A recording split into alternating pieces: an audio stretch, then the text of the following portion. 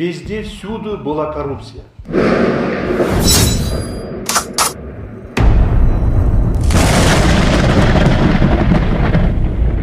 Вам уже показали тем, что когда в 2020 году, в октябре месяце, во главе с Адамом Божевичем новая власть пришла к власти, управления государством, по нашим данным, коррупция была охвачена вся страна, все общество. Приблизительно это было на уровне 70-80%. Это что означает? Везде, всюду была коррупция. Начиная с садиков, заканчивая до кабинета президентов, была коррупция. Что нужно было делать? Было полностью разложено, произошло разложение структуры управления государством. Я вам приведу один пример, что когда произошло столкновение с Баткенской областью, с таджикскими военнослужащими, когда у нас произошел этот конфликт, что у нас случилось? В мае, то есть это произошло в мае, 30 апреля, 1 мая 2021 года. Это было полгода, как мы пришли к власти. Мы вышли с ними, как говорится, конфликтоваться ни с чем. У нас ничего не было. Вот здесь сидят наши военные, они не даст мне соврать. У нас ни одна машина, боевая машина, не завелась. Ни одна машина не вышла на защиту Родины. Так? Наши солдаты Министерства обороны, в основном солдаты пограничной службы, выходили только с автоматами и пистолетами, произведенные 50-40 лет назад. Ничего у них не было. Даже у них бронежилетов не было, чтобы одеваться, выходить. Поэтому у нас потери были большие. Так. Наши солдаты пограничной службы выходили охранять государственную границу на тех УАЗиках старых, которые нам выдавали лет 10, 15, 20 лет назад. Или на этих портерах. Выходили и прямо на портере садились и охраняли государственную границу. У них других боевых машин не было. Не было возможности одеваться, охраняться. Зарплата была 15-17 тысяч самов.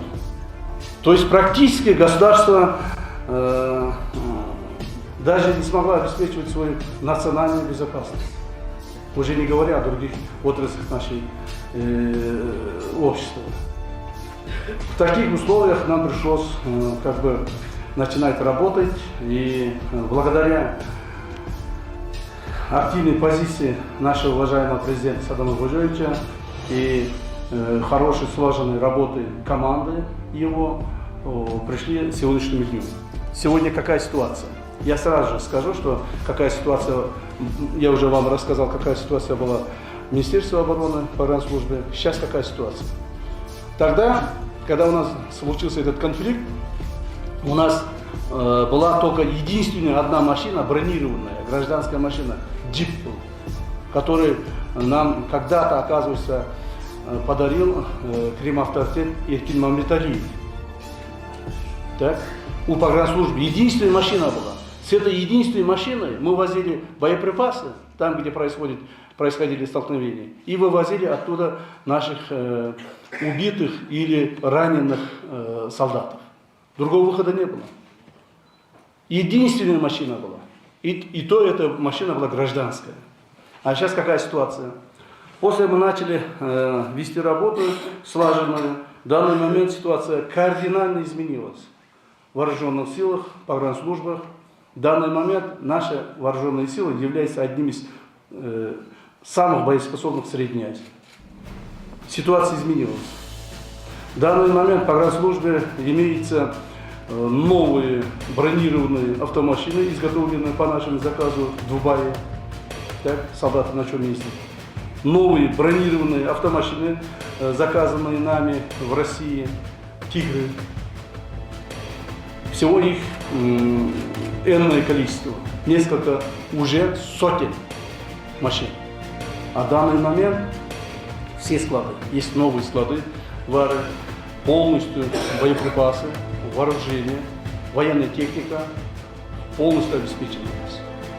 Поэтому спокойно живем, спокойно стало, все решается, все вопросы стали на свои места. Так?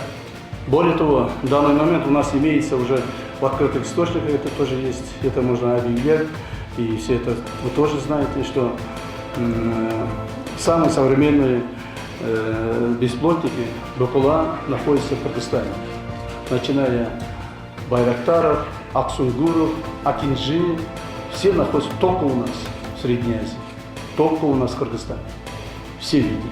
Так? Поэтому мы уже, как говорится, не то что боимся, не боимся, мы уже обеспечены тем, что можем обеспечивать свою безопасность своей страны.